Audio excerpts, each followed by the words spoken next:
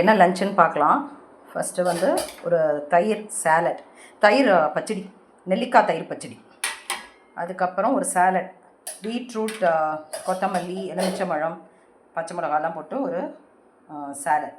அப்புறம் அவரைக்காய் பொரிச்ச கூட்டு. இது எப்படி பண்ணணும் அப்படின்னா, அவரைக்காய் பைத்தம்பருப்பை வந்து ஒரு கப்பு போட்டிங்கன்னா அதை வந்து ஒரு அரை மணி நேரம் ஊற வச்சுட்டு, அதுக்கப்புறம் அதையும் சின்ன சின்னதாக அவரைக்காயும் கட் பண்ணி போட்டு மஞ்சப்பொடி போட்டு வேக வச்சு எடுத்துட்டுருங்க.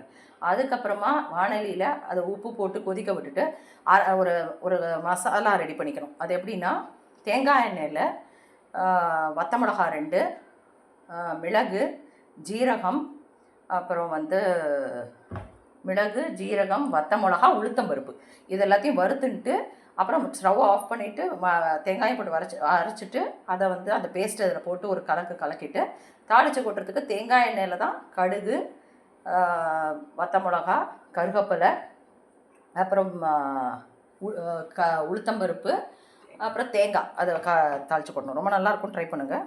அப்புறம் சுட சுட சாதம். நான் சொன்ன மாதிரி அதில் வந்து நெய் ஊற்றி அந்த பொடி சொன்னேன் இல்லையா, அஷ்டச்சூரண பொடி, அதை அது நெய் ஊற்றி அதை ஒரு சாப்பிட்டுட்டு இதெல்லாம் சாப்பிட்டா ரொம்ப நல்லாயிருக்கும். அதுக்கப்புறம் தயிர்,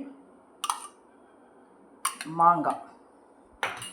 இதுதான் இன்றைக்கி லஞ்ச். தேங்க்யூ.